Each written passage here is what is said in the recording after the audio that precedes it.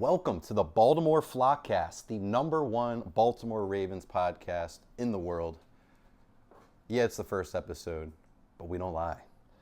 But yeah, I guess he's already out of here. But thank you guys for tuning in. A lot of the people, I know this is more of like an audio-only kind of show on Spotify and Apple, but I appreciate you if you're checking in on YouTube. But yeah, give you a quick rundown, a quick preview of what we're going to talk about today. I guess the big thing of the day, I watched a lot of kicker tape because I know we got a lot of question marks of what we're going to do here at kicker between John Hoyland and Tyler Loop. So we'll talk about that in depth today. Also talk about how the Ravens are Super Bowl favorites for this year, which is uncharted territory, it feels like, for us. Just the impact of Lamar Jackson and bringing in free agents such as Jaire Alexander. Also other free agents that he might be able to bring in. And then if time allows us, we'll go over our joint practice schedule for training camp and a few of just the stories that we've heard throughout the off season, since obviously I haven't been here to do it with you. But yeah, thank you guys for tuning in, and I guess let's get started. But yeah, I guess the fun thing to talk about, we'll start with that first. Being Super Bowl favorites, it's really odd, especially, I don't know, if you're hopefully, like me as well, like an older Ravens demographic. You think about just everything this franchise has gone through since the beginning. It's really weird to see them as Super Bowl favorites, but I mean, it's awesome. I can't lie. But I don't know. I hope we can live up to the hype because it's a lot of pressure, especially on Lamar, but it's exciting. Can't make it all doom and gloom. It's pretty cool. It does suck if you want to make a few dollars off of it, but hey, pretty happy. But one thing that it does bring that I guess it's a good and a bad thing is that having such like a transcending and a popular athlete like Lamar on your team, it brings in a lot of eyeballs and a lot of fans. I can tell you firsthand when I went to a Ravens game in Buffalo, which was probably about 4 or 5 years ago now. It was, I think, like right after COVID. We went and there was a few Ravens fans sitting in front of us, and after just a little bit of talking with them, they were from Canada. And I guess this is not a diss to the Canadians, but just it's a part of the story. And these guys from Toronto were wearing all their Ravens gear, and they ended up acting a fool and starting a fight and smoking cigarettes inside the stadium. And it was a really bad look, especially being Ravens fans right behind them. And I'm not saying that all these new fans are bad fans, but I'm just saying bringing in all these people and all these eyeballs, it's going to bring in some bad eggs. But there's good with that. Having a guy like Lamar is going to bring in players like Jaire Alexander. I know it's a couple weeks late because this first episode, but that's a pretty huge signing, especially for the amount that we got him at. So it's $6 million in total, but you know how the NFL works. So I believe it was $4 million and then $2 in bonus money. But having a player like Jaire, even for a year, really just gives you a lot of confidence going into the season. But I guess, hold on, I don't want to dive too deep into that. Let's just do it. I don't want to hip-hop around and jump around the topics, but he is a free agent that Lamar brought in, so I guess we can talk about him. But honestly, just with Jaire, Marlon Humphrey, you can even think about like the guys that aren't being mentioned on like these Twitter and stuff like that, like Chidobe Awuzie. Like, we have a really deep and solid secondary, and it makes me happy because, of course, I should have wrote this down, but it's just something I thought of now. I forget, it was like a few seasons ago, we had a really solid secondary, and we were really happy about like our corners. It was gonna be a great season, and then everyone just like died. Everyone got hurt. But this year feels different because, yes, we have the talent, but like our 5th best corner could be a corner 2 somewhere else. So that's really reassuring. But if we stay healthy, it's gonna be excellent. It's always scary to talk about injury, so I don't want to talk about that too much. But yeah, I'm really excited, especially for Chuck Pagano, like him being at the helm with all these like good defensive backs. This is going to be a really interesting season, and I know a lot of people usually just think about especially nowadays, the Ravens on offense, like DeAndre Hopkins, we just got Derrick Henry, Lamar. But this team on defense is going to be special. It's going to be a lot of fun to watch. But so I guess another free agent I was at least thinking about or hoping that we could try to pry in, using that Lamar luck. But this is a guy that played here before, so you don't really need Lamar to bring him in. But a guy that's still kicking the tires out there is Jadeveon Clowney. He's still a free agent. He had 9.5 sacks with us in 2023. So, I mean, why not bring him in? It doesn't really make sense to me if the guy's still out there. Clowney is one of my favorite players, especially in college. Everyone's seen the video of him blowing the guy up at the line of scrimmage. But, he was a great Raven for one solid year. And then he got paid from Carolina. But yeah, I guess before I go into the next thing, I got to ask you guys, if you want to comment here, do you think in the off season, should we just do like 1, maybe 2 episodes a week? Because I was thinking during the regular season, we'd have 2 a week and then a post cast as well. But, obviously with the off season being the off season, don't want to get to a point where we're just talking about, Lamar hanging out and running up hills with Zay Flowers. But yeah, let me know in the comments what you guys think we should do with the schedule. Cause very flexible. But, man, yeah, okay. One thing, I guess we can do the deep dive now. So the kicking battle, because this is what we all tuned in here for, was to hear about kickers, right?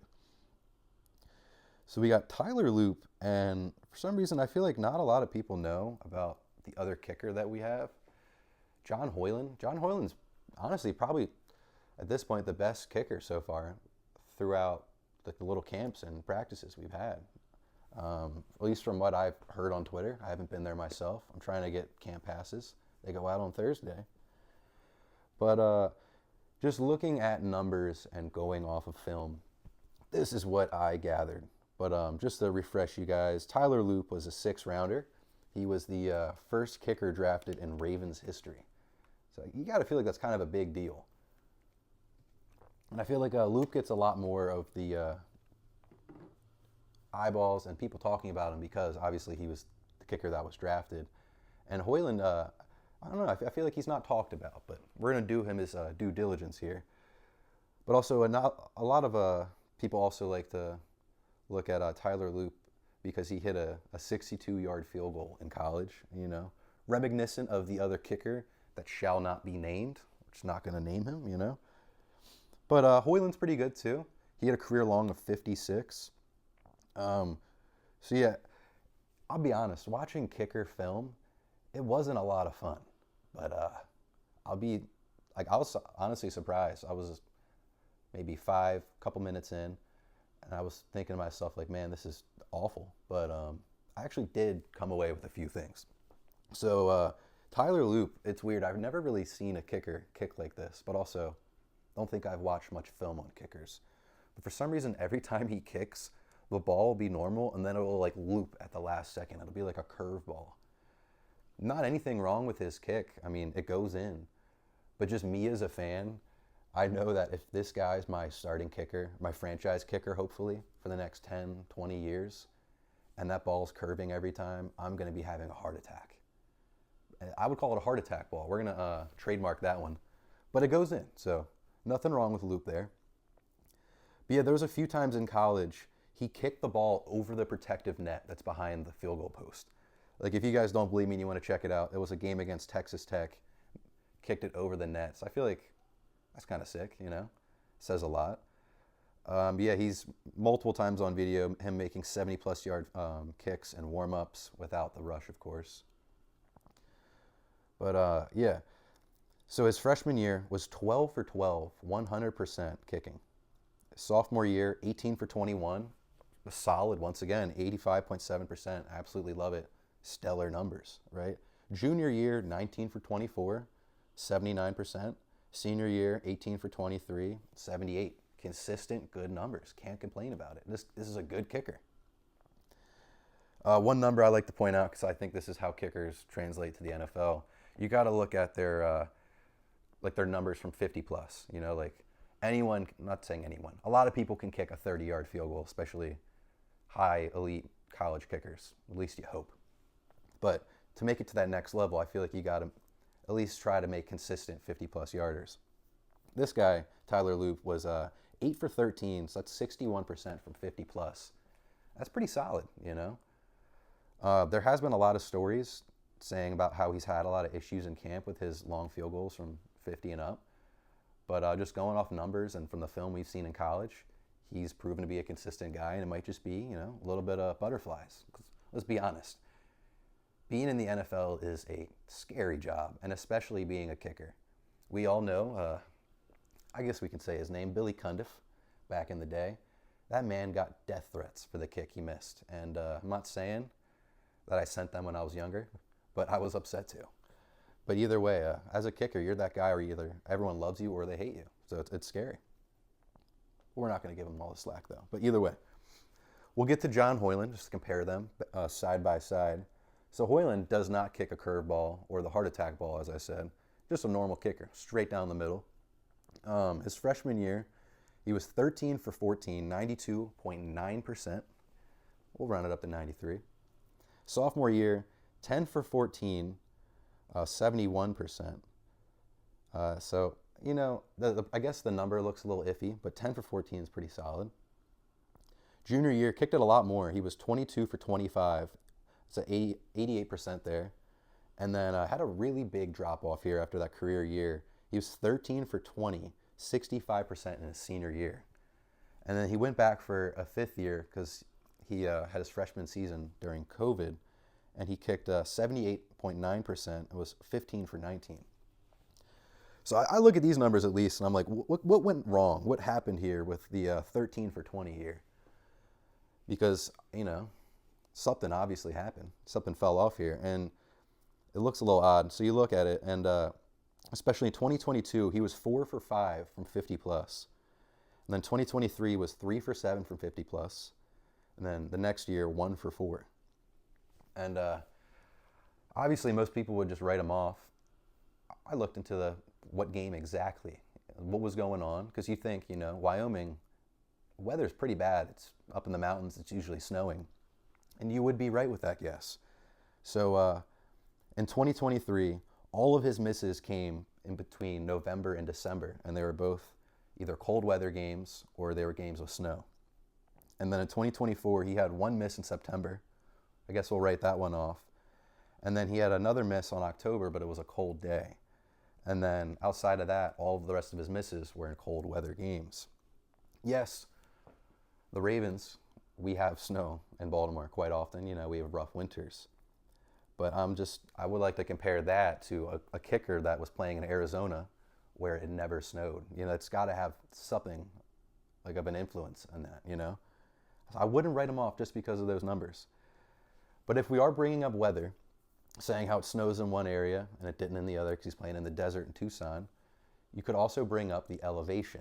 But now we're getting a little too deep with this. But just a side note, the elevation in Wyoming where he was playing is 7,000 compared to the 2,500 feet above sea level in Tucson. We're getting way too deep into this, but either way, after all that, both these guys are good kickers. Both were Groza watch list or semifinalists, so that's the best kicker in college award if you didn't know. So we really can't go wrong. And you look at the history with Ravens and their kickers, even the guys that just went through preseason with us and we let go, like there's a lot of good kickers that we've produced from our academy. Like shout out Will Lutz, you know. So either way, I don't think that we could go wrong. One of these guys will be a good kicker. I don't know who our starter will be, but I have faith in both of them, if that makes you feel better. And I guess this is pretty interesting because you don't see this posted a lot, but we got our joint practice schedule that came out. So the Indianapolis Colts will be coming here on the 5th of August. And then the Ravens will be going to Ashburn, Virginia to the Commanders camp on the 21st. And, you know, it's not really good to bring this up, but it's everyone's favorite thing, seeing training camp fights and those joint practice fights.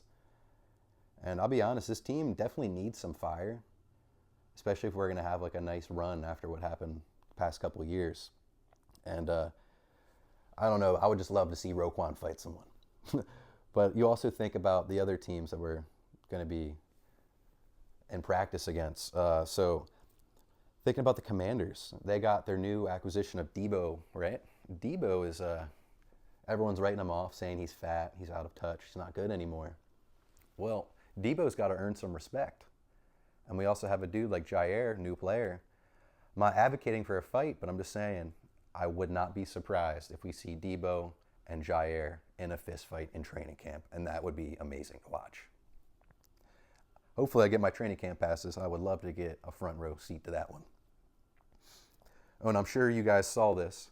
We'll talk about Deontay Johnson. It's kind of a fun thing to mention on here. I really thought Deontay would be something with us, but man, that guy's a stinker. So Deontay on a podcast said he refused to enter a game in Baltimore last year because he thought the 41-degree weather was ice cold. This is what he said here. He said, "I wasn't getting into no run plays, no passing plays, or nothing. It was cold. The end of the third, going into the fourth, they were like, 'Tay, we need you.' I was like, nah, I don't think it's a good idea for me. My legs are already ice cold, and I don't want to go out there and put bad stuff on film." Then he said, "It's not like I didn't want to go into the game, but leading up to this point, I had been through so much, I just told them, I'm not finna go in. So I just sat on the bench, and that's when they suspended me." I don't know how this man's still in the NFL, but the fact that he's on the Browns just makes so much sense. Like, what? That is insane, man. I'm just speechless with that. How do you say that as a pro athlete, man? You're not even that good. God, what a dirtbag.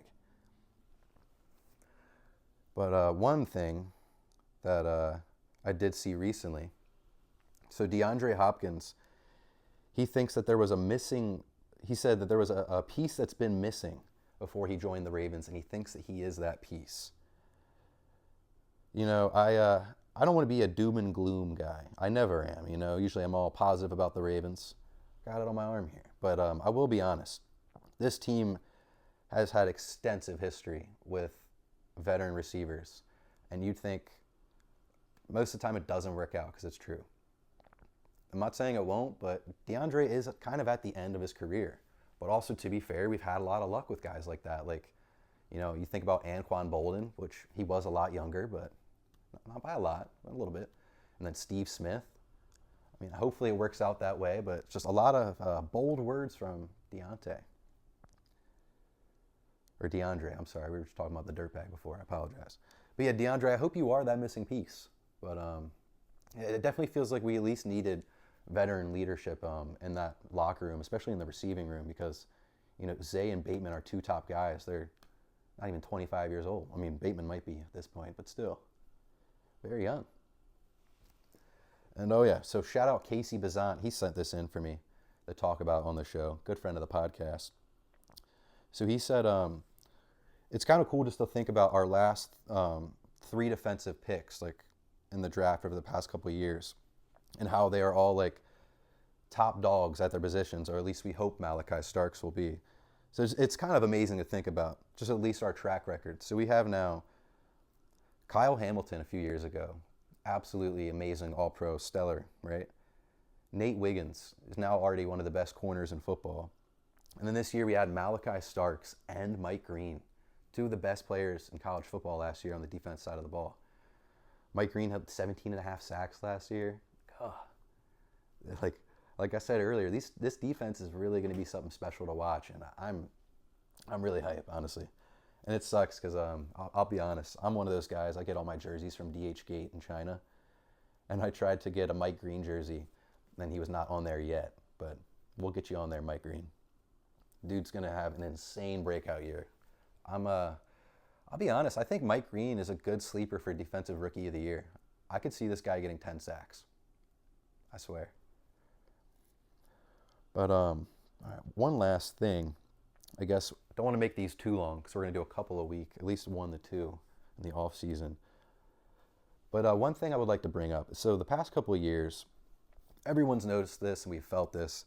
The rivalry with the Steelers definitely feels dead. You know, you could note that it's because the legacy players like Ray Lewis and Ed Reed and Big Ben, Hines Ward, Palumalu, They've all left, but let's be honest, it's because the Steelers aren't good anymore. They're a bad team. And you know, for a while it seemed like the Bengals would be our new rival because of Joe Burrow and the battle between him and Lamar. Yeah, that's definitely there, but also the Bengals haven't been really good either. And so it's just been weird. We don't really have like a blood, like thirst rival. You know what I'm saying? Like a hard, you know, I'm getting that. But either way, the Browns, they have a young team. They're kind of building on the future. Like they have Shadur or whoever's going to start a quarterback for them. They have a young backfield with Judkins and Dylan Sampson and even Harold Fannin. Big fan of that guy. But don't think they're going to be the team yet. You know, it sounds weird, but it's almost like I kind of want the Bengals to be good again or back where they used to be because I want the division to be fun again. You know, it kind of sucks. Like we wait till we have like these primetime games or the playoffs come around or we're waiting for the Bills or the Chiefs. It's like I'm almost begging for our division to step back up, but I guess I might eat my words here, so I'm going to watch out what I say before I get clipped. But either way, on the next episode here, we are going to at least have our schedule overview and go down and have a breakdown of every single game for our upcoming season. But yeah, thank you guys for tuning in to the first episode of the Baltimore Flockcast. Appreciate you. Have a great night.